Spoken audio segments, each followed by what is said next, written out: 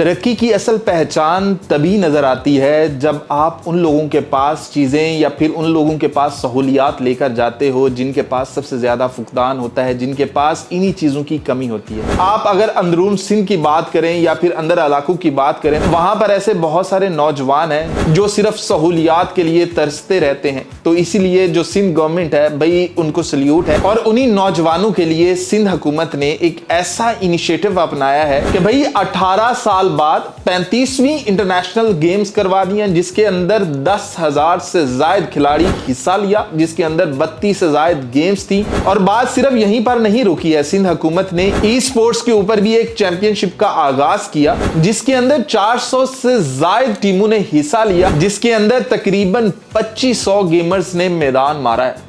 जब हुकूमती सतह पर इस तरह के फैसले किए जाते हैं कि आपने भी 18 साल बाद नेशनल्स गेम करवाई हूं, फिर उसके अंदर भी हजारों की तादाद में बच्चे गए हों, फिर उसके बाद हैदराबाद स्पोर्ट्स कॉम्प्लेक्स को आप कंप्लीट करने के लिए अरबों रुपए लगा रहे हो, फिर सक्कर स्पोर्ट्स कॉम्प्लेक्स हो या फिर मीरपुर खास का स्पोर्ट्स कॉम्प्लेक्स हो, हर जगह सिंध हुकूमत पैसे लगा रही है कि जो बच्चे सहूलियात को तरस रहे हैं कि भी हमारे इलाके में भी कोई सहूलियात आ जाए, क्योंकि भी सिंध के अंदर बहुत टैलेंट भरा पड़ा है। आपने कई एक दानी देखा होगा, कलहोड़ो देखा होगा, लेकिन ऐसे कई बच्चे हैं जो कि सिर्फ इसलिए खत्म हो जाते हैं कि भाई हमारे पास कोई सहूलत आनी नहीं है। लेकिन सिंध हुकूमत ने उनकी आवाज बनने की ठान लिया है कि भाई हम इनकी आवाज बनेंगे। तो सिंध हुकूमत ने यूनिवर्सिटीज, कॉलेजेस, स्कूल्स और फिर उसके अलावा हर छोटे छोटे इलाके के अंदर सिंध हुकूमत ने अपने नुमाइंदगान को भेज दिया है कि वहां पर जाओ और जाकर टैलेंट को ढूंढो, और जो भी जिस टैलेंट के ऊपर भी, यानी कि सिर्फ एक क्रिकेट नहीं, जो जिस गेम के अंदर भी सुपर्ब हो, जिस गेम के अंदर भी उसकी दिलचस्पी हो,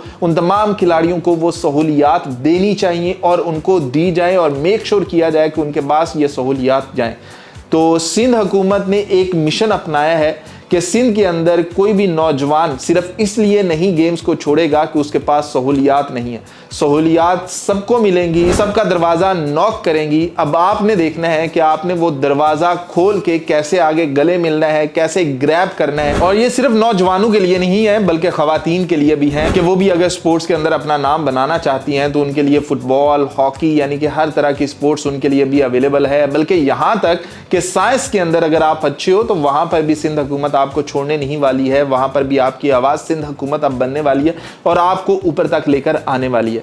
तो भाई सिंध के नौजवानों, घबराना नहीं है। अब वक्त आ चुका है कि आप भी पाकिस्तान के ऊपर रूल करो, आप भी पाकिस्तान की हर स्पोर्ट्स के अंदर आपके भी प्लेयर शामिल हों। तो भाई आपके लिए सहूलियात निकल चुकी हैं, आपके दरवाजे तक दस्तक देने वाली हैं, तो आपने वो अपॉर्चुनिटी मिस नहीं करनी है। अरबों रुपए, करोड़ों रुपए लगाकर सिर्फ आप लोगों के लिए फिर ये जो छोटे छोटे इलाके, हर छोटे इलाके के अंदर क्रिकेट का मैदान बनेगा, हॉकी का बनेगा, यहाँ तक कि फुटबॉल के भी मैदान बनाए जाएंगे। तो यहाँ पर सिर्फ लियारी के अंदर फुटबॉल नहीं खेला जाएगा, कराची के हर इलाके के अंदर खेला जाएगा, सिंध के हर इलाके के अंदर खेला जाएगा। तो वही एक बार फिर से अपॉर्चुनिटी को मिस नहीं करना कि हुकूमत कभी कभी अपॉर्चुनिटीज लेकर आती है। तो इस दफा अगर हुकूमत लेकर आई है तो आपने भाई दरवाजा बंद नहीं रखना।